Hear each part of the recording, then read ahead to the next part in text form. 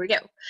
Good afternoon, everybody, and welcome to the first official Small Business Small Talk show with my guest, Hillary Steele. So I'm your host, Christy Smallwood, and we do this twice a month, every second and fourth Wednesday, 2 p.m. Eastern Time. We also have replays available on networklivevirtually.com. So if you'd like to be able to get these things more on an updated, regular basis and get reminders, go register at networklivevirtually.com to get more for Small Business Small Talk.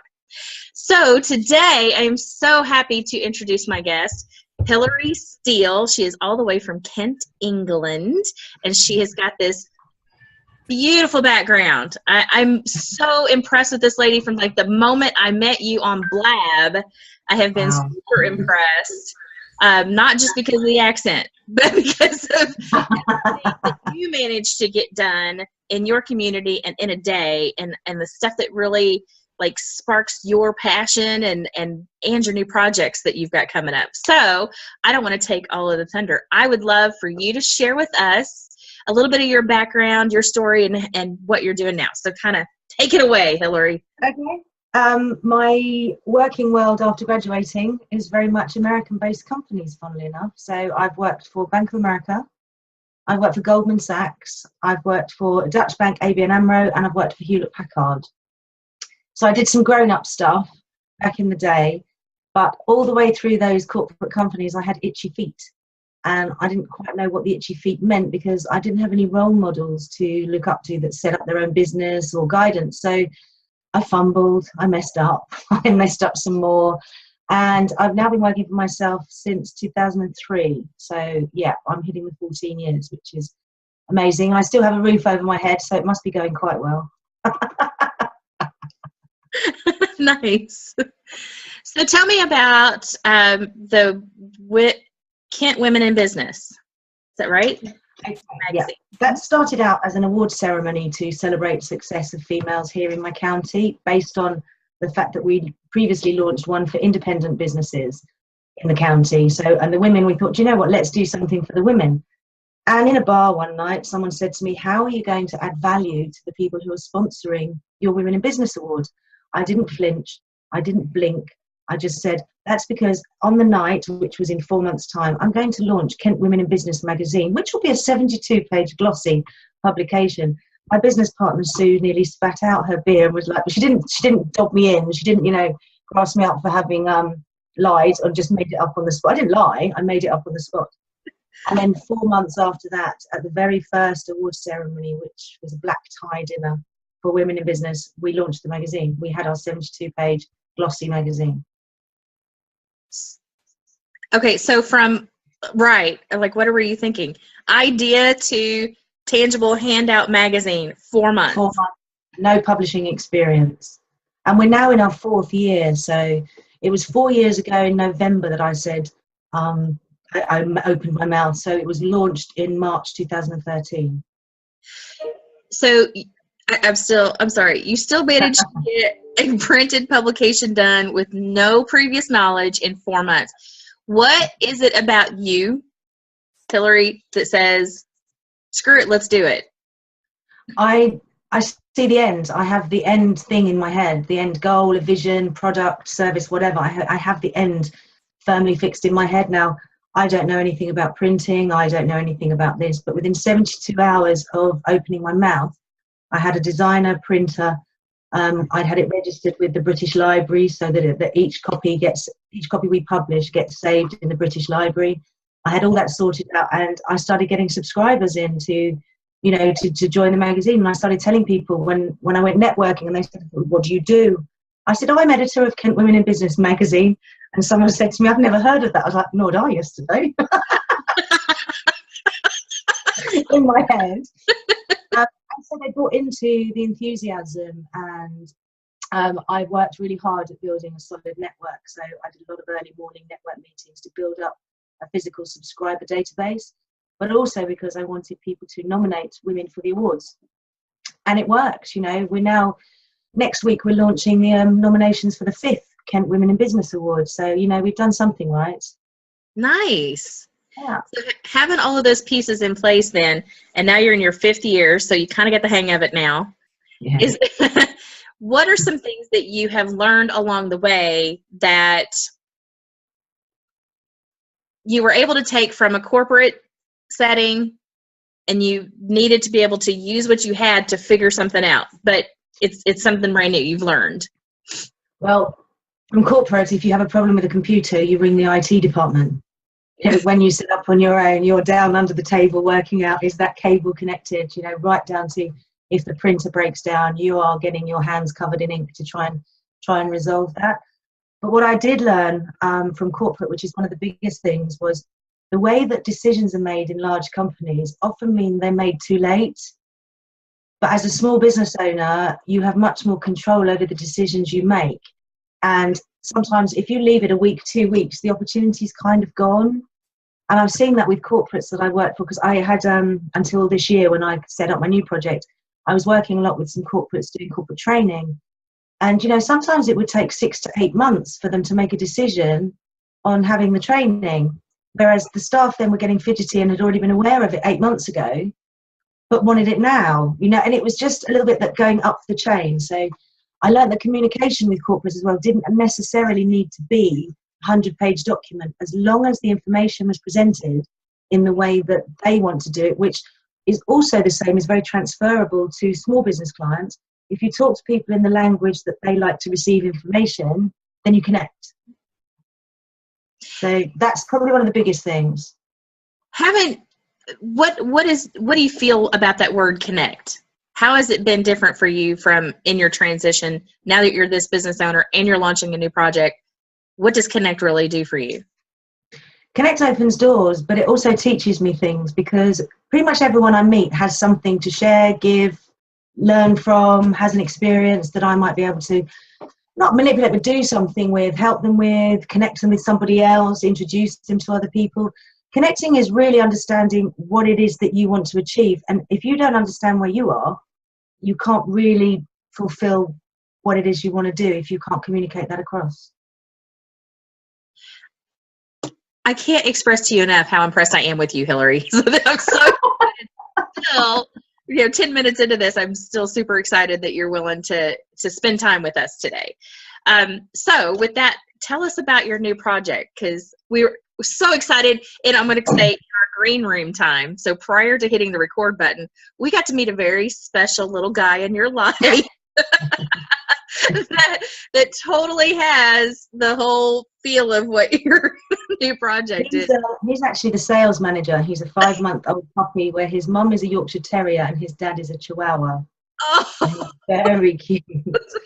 And he's called Spud, which is really relevant to my new project, which is the first book is based on this book, actually, which is the Great Potato Cookbook, written by a lady called Hillary Steele, who is responsible for producing this. This is Mummy's book. And this was published back in 1989. And it's very 80s in the way it's laid out. Not all the recipes have pictures. I remember being 16, 17-year-old when she was writing it and like being kept out of the kitchen. Shush, we're typing on a typewriter. Everything was done on a typewriter. You know, word processors were just starting to come in, and it was really quite entertaining when you look back. And then I've always cooked. I was the kid, instead of going out and having raves and stuff, I would, when my parents went away at weekends, I'd have dinner parties at home.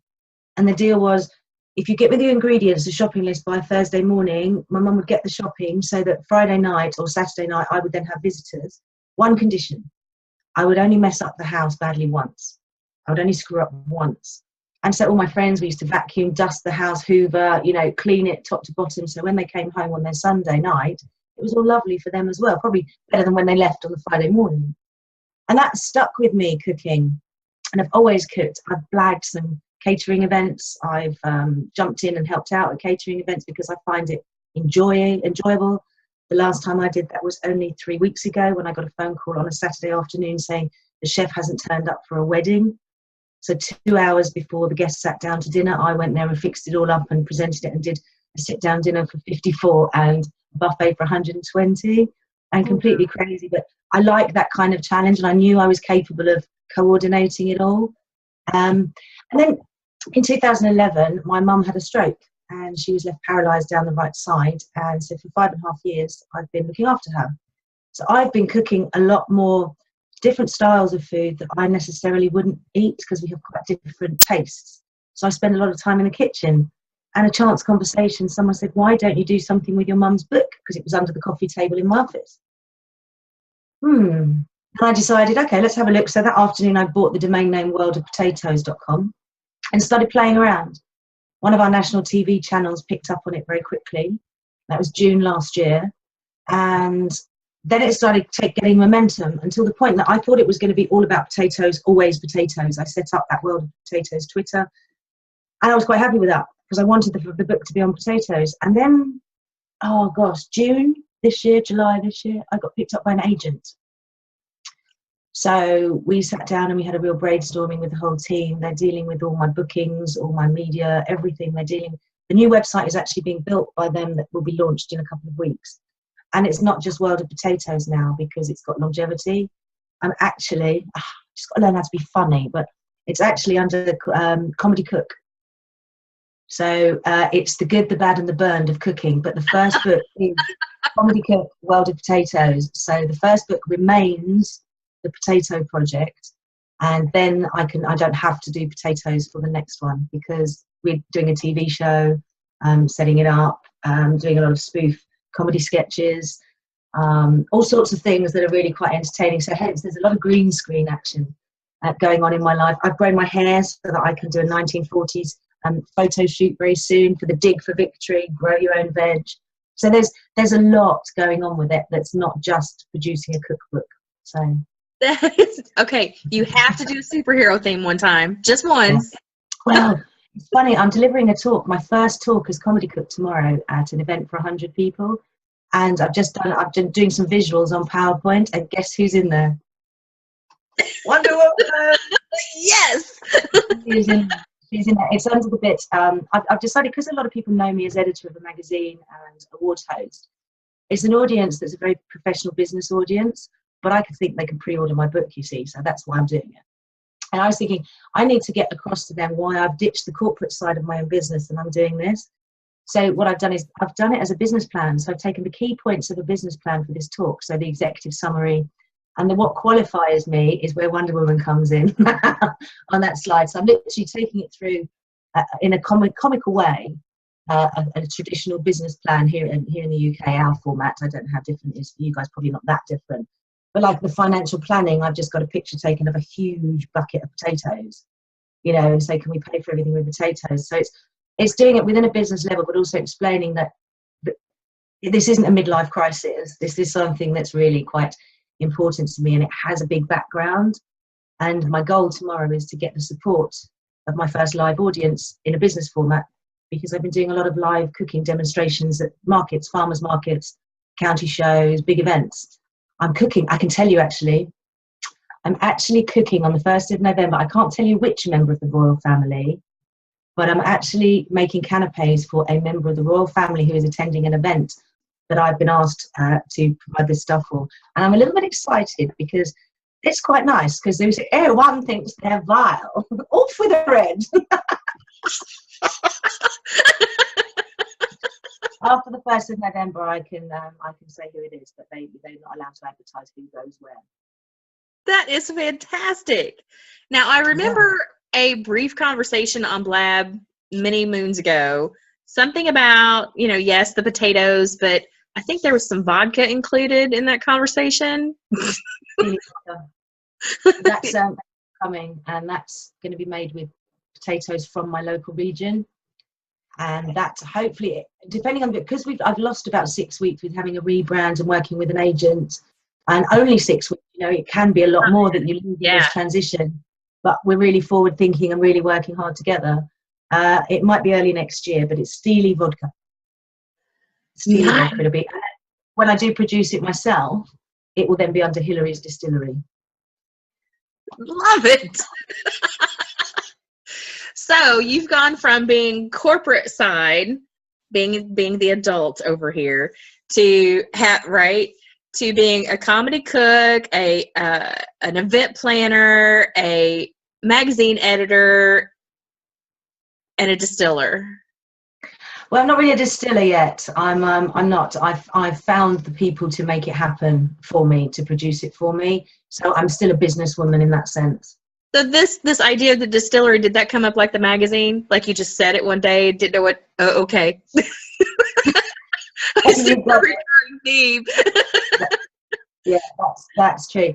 What I'm probably doing is, you know, I am working on an exit strategy for myself from the magazine, and you know that is something has always been in place, and the award ceremonies and things like that. There is an exit strategy. I can't say when because I've got a few more challenges. I've set myself a few more challenges with them that I'm happy to fulfill. But when you think the magazine is quarterly and the events are annual, so it's not really a full-time job. It's not like I'm spreading myself too thin. So like magazine deadline, we focus 2 weeks solid. So that's only 8 weeks of the year that I really focus solid on the magazine. You see, so it's not as busy and fingers in as many pies as it may sound. So how do you manage, especially with all of this new stuff coming on your plate, how are you managing your margin? So energy margin, sleep, personal time. I probably sleep about 7.5, 8 hours a night. I still get up early. I'm very much an early morning person where I get stuff done. But I work smarter, you know. An award ceremony used to take me, say, 200 hours. It now takes 90.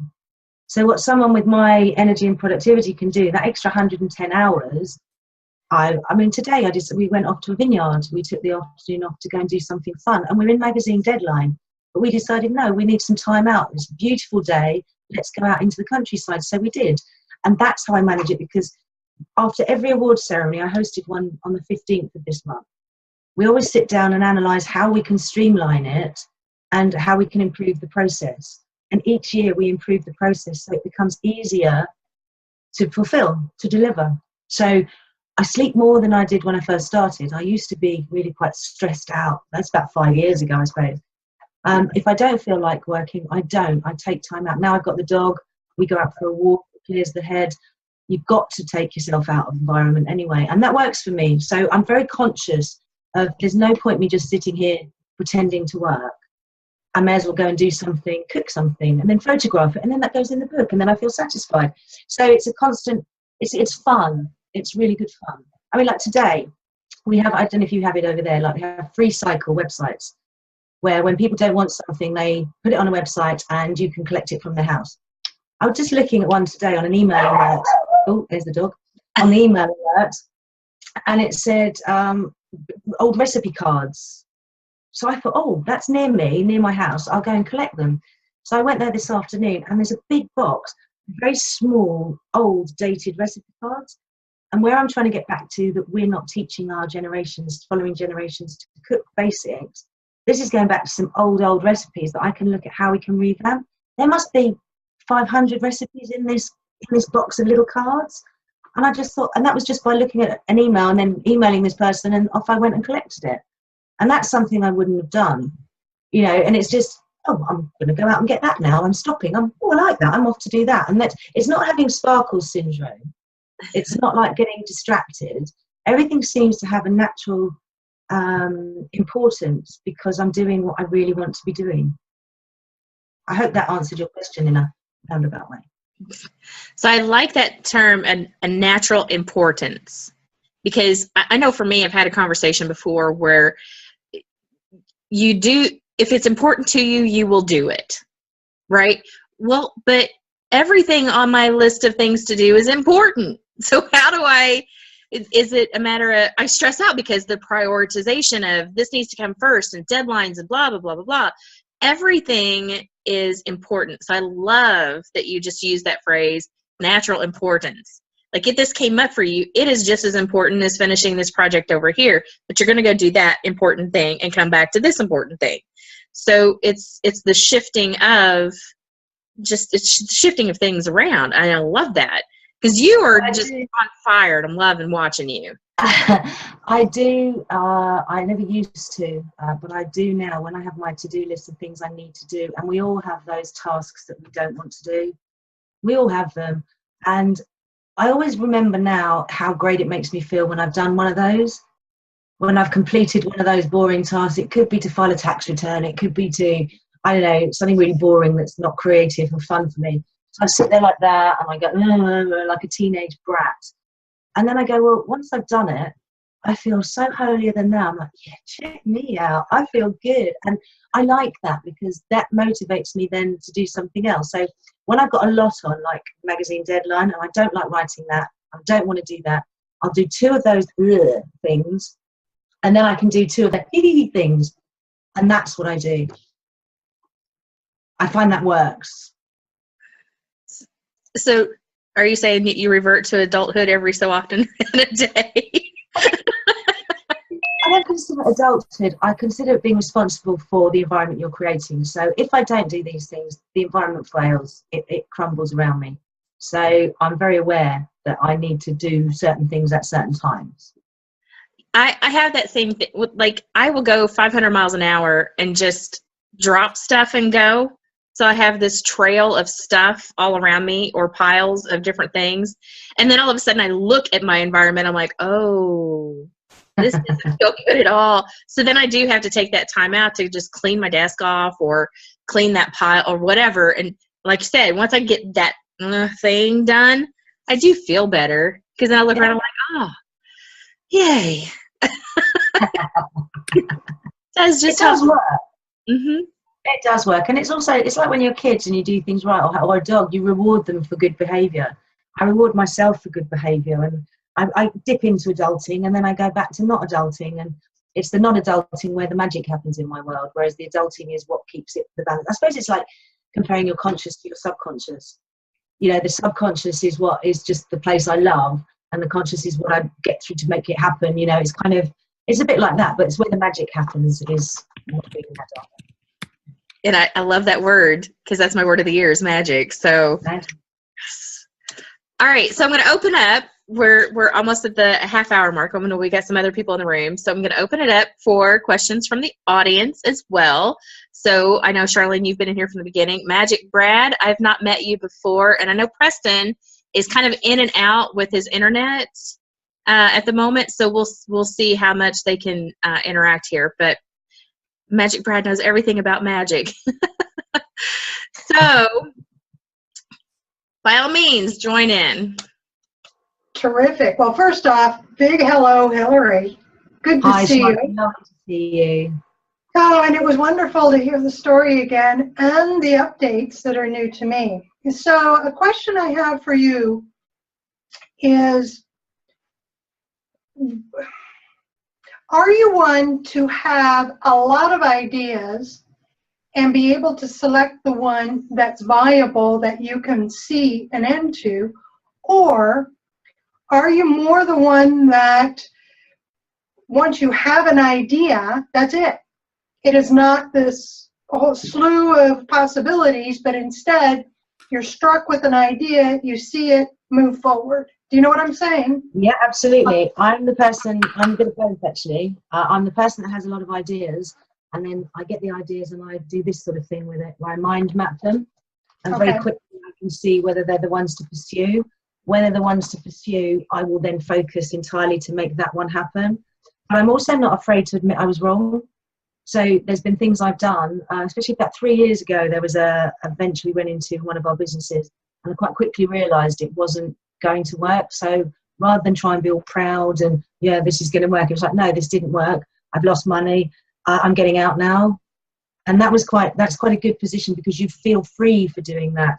And I don't think I lost anything. But I do like to see, like, when I have an idea that really burns, I have to go. I have to finish it. I do have to finish it. But I have loads of ideas that are stupid. They're just fun, and they're never going to work. But elements of those stupid ideas, they're not even stupid. You can't really call them stupid ideas, because nothing is really stupid. But elements of those non-functional ideas can help enhance the ones that work.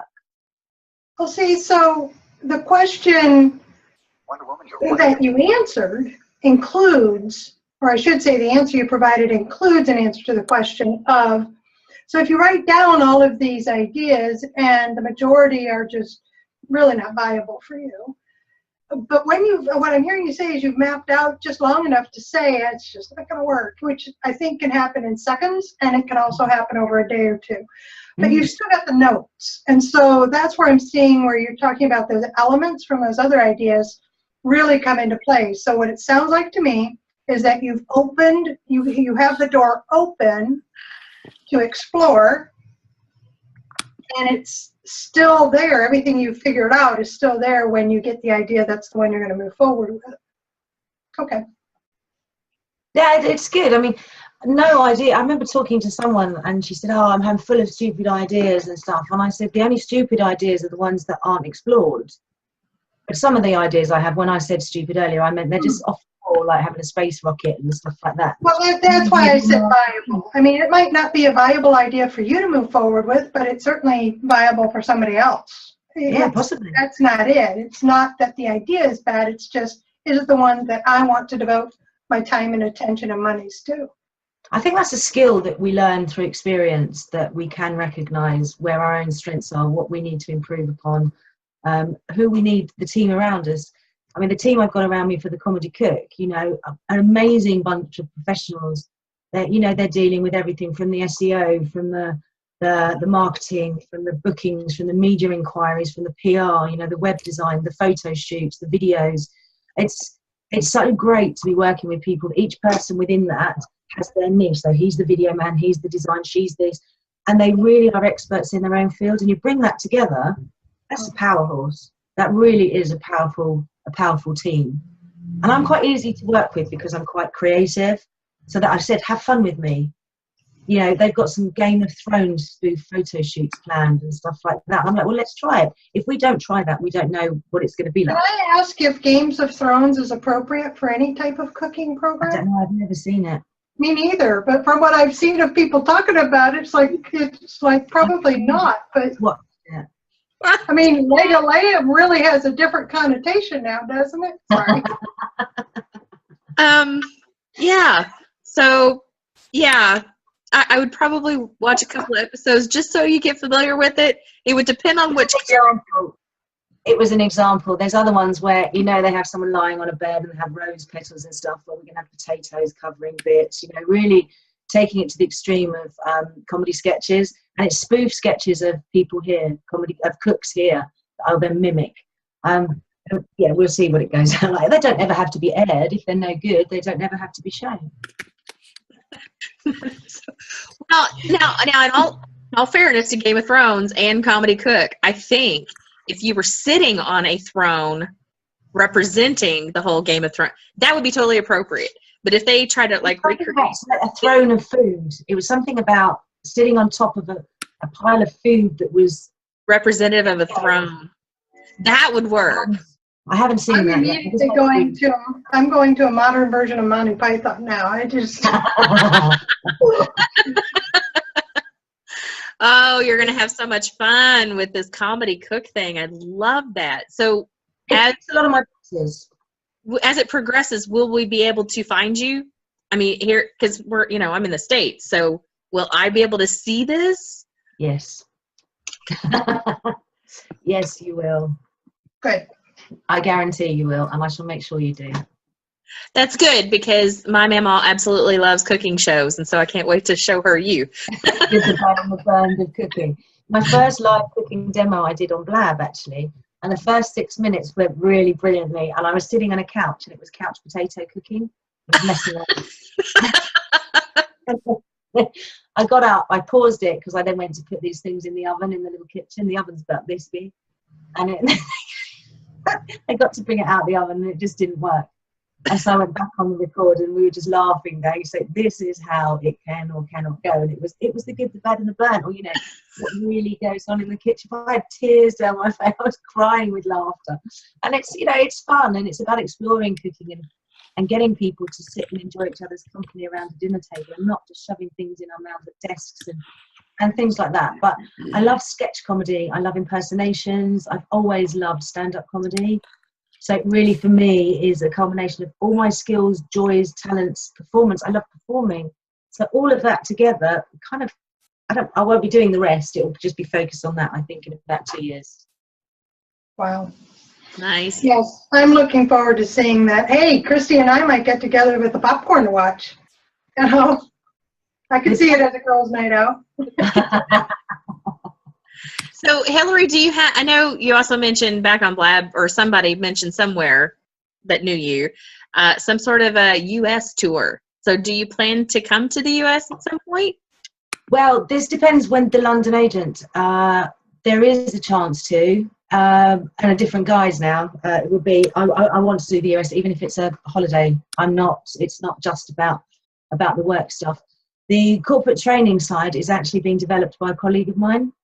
So I might still have the opportunity to dip into that if I want to. But if I'm honest, I don't want to be on the stage doing that kind of. You can't shoot pool. Come on, Hillary. Hmm? That means you're not going to be right by me to shoot pool. Oh no, I can come over socially, but I don't. I think I want to veer away from the corporate stages. And the only reason I'm doing a corporate stage tomorrow is because it's in my local county, and it's an audience. It's a good, and I'm doing someone a favour as well, because it was a last minute one because they got stood up, and I wasn't supposed to be doing it till the early next year, so I just brought it right forward.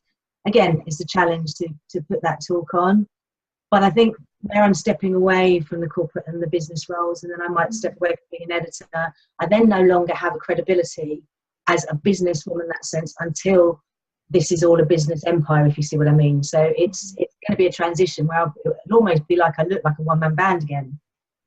Yeah. So we'll see. But I definitely want to come to the States on holiday anyway. But I want to bring Spud, which means I will tour. I will hire a Winnebago or something. Oh yeah, hit the road in the RV, absolutely. I'm all over that. And by the time you hit the road there, by the time you get over here doing that, he and I will be living in our RV. We'll just meet you somewhere. Oh, how lovely. Just let me know where to show up. I'll show up. Yeah, and then she'll just drive and show up. How completely bonkers that would be. I mean, I know you two have met, but could you imagine the three of us sitting there having a cup of coffee together or something? Just yes. Around a campfire as Hillary is frying the potatoes. Yeah. Charlene throwing in the onions because onions and everything. That would be funny. That would be funny. You would have a good time. But it's possible. I mean, you think, how did you meet? On a platform where people jumped in and talked to each other and stuff, which again, now one doesn't really exist like that.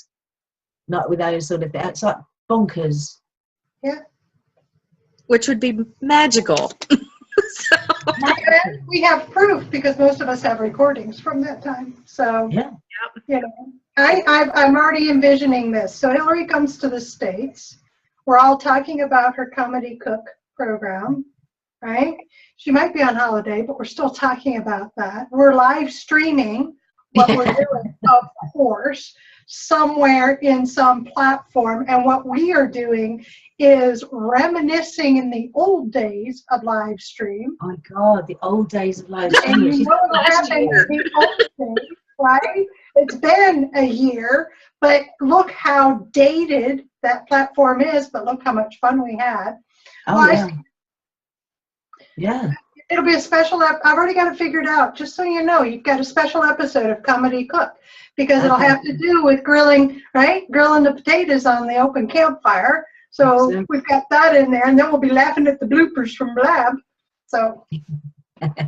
Oh, one of my favourite memories of Blab, talking of Blab, Charlene, was you sitting there giggling and tears coming out your eyes laughing. Oh, my word.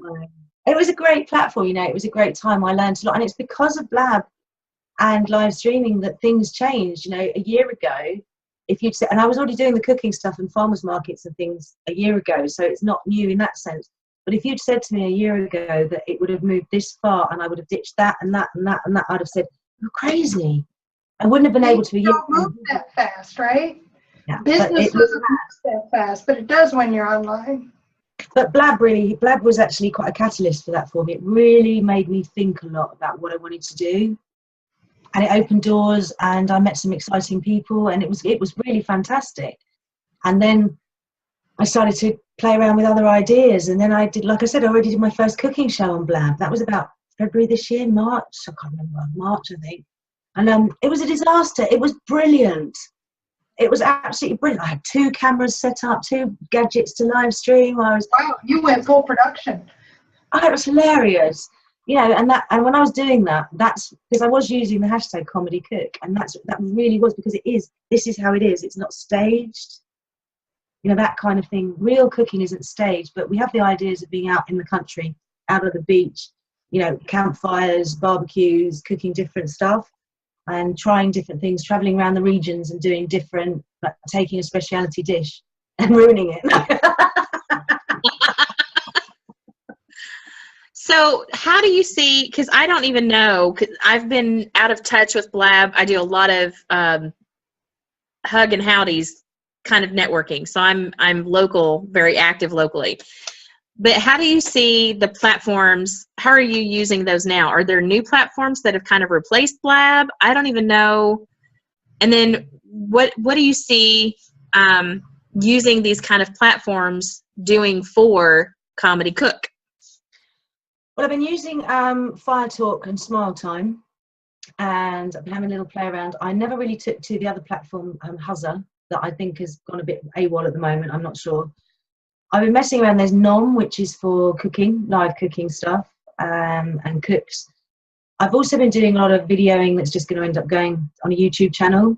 But on the website, I've just bought actually a double hot plate so that I can sit it on the table at work, and I can literally then be doing those quick videos. So you see things happening in speed.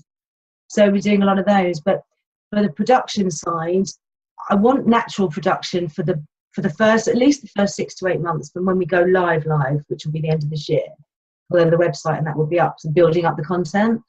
After that, it's going to occasionally be taken out of my hands. We'll have full studios set up for individual cooking shows that will then start on a YouTube channel. They're being used to build the portfolio to then hand me over to one of 3 agents that are already interested. There's 3 main agents in the UK that deal with cooks and chefs and things, celebrity. So we get the first book out, a few tick box things, and then within 12 to 18 months, we're ready to hand me over to them. And then I will be negotiating contracts from a much stronger position of strength. So you've been taking care of your mom the past, is your mom? Oh, well, I forgot about her. Yes, I have. How does your mom feel about all of this stuff getting sparked from her? Crazy. But I blame the parents. And my dad's just had a heart surgery actually a month or so ago, and I've had them both to look after. I was housebound in a way for a good 4 or 5 weeks, that it was very difficult to leave the house because Dad couldn't do anything for Mum. He was away for 2 weeks. Mum is obviously paralysed and can't be left on her own. So it was really quite a suffocating time, but it did give me a lot of time to put the house in order as such. The space I'm in now is perfect for what I want to do. It did give me a lot of time to think. I also lost a lot of time because I wasn't able to go and do that. I couldn't just do that. And then I'm like, well, that doesn't matter because I'm actually ahead of schedule even though I'm behind, if that makes sense, because it's the rebrand already before you've even launched. It's quite crazy, really. But they think I'm crazy and they support it. When she saw me on ITV, on the TV channel, she just like, really? And I was on BBC Radio on Friday and they made me take Spud. And an Estonian film crew was filming the presenter who comes from Estonia. And Spud was in there. And because the camera crew came in near me, he started growling and he barked live on BBC. He was protecting me, this little tiny, protecting me. And so he's getting used to being in the studios and stuff. And Mum was saying she had the radio on at home and she just nearly died laughing when she heard Spud barking on BBC Radio. That's awesome. That's priceless. Yeah. Yeah, I must get that snippet actually. I must take that recording off their website. Yes, shareable content. Yes, shareable content. Awesome. Well, Hillary, I thank you so much for your time. Charlene, did you have anything else with Hillary? Well, I was just going to say that snippet would be the perfect intro to the show. Yeah. And that's Spud. Hey, Spud, back off. I'm getting it done. And, almost done. Right. Well, I do have one final question, and this is as a business owner, is financing. What is sustaining you financially as you're entering in this new endeavor? Meaning just revenue. Where is it coming from? That's all. I have a magazine, 3 award ceremonies, and a Botox clinic. Okay. And I now get paid for, I do still get paid for speaking.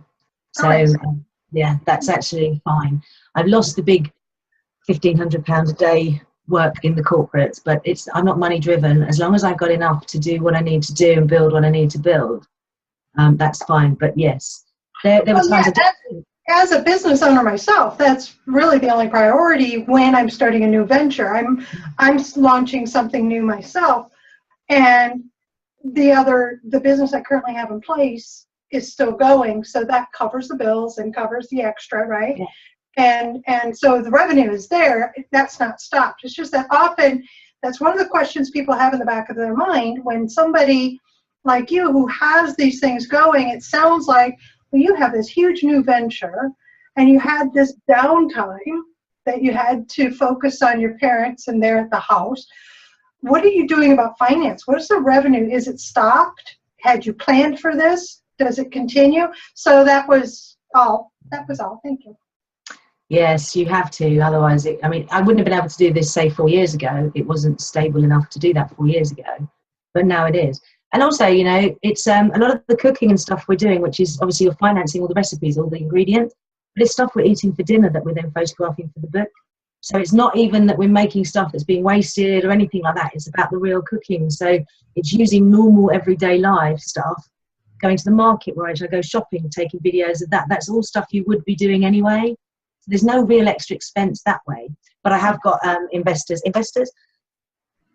not investors, that's the wrong word. I've got people who are pre-ordering products and books and stuff. So that's quite nice too. Okay. Thank you. Excellent. Very nice. Not sure what happened on that one. So with that, Hillary, if you were to give advice to anybody that's leaving corporate, starting something new, taking the world by storm kind of thing, what piece of advice would you give them? If I could only give them one piece of advice that I would hope they would act upon, would be to look out for the right people, to mix with the right people, to find the networking, the networks, be that online or offline, of the right people that can help you and you can help them and to grow. There's no point hanging around with negative people if you really want to do something. So I think first of all, I would look at finding the right network, which is exactly how I started. Very good. I am totally on board with that. So, we all kind of know each other in the room, except for our new guy, Edward Yee. Would you like to introduce yourself, Edward, to the rest of us in the room?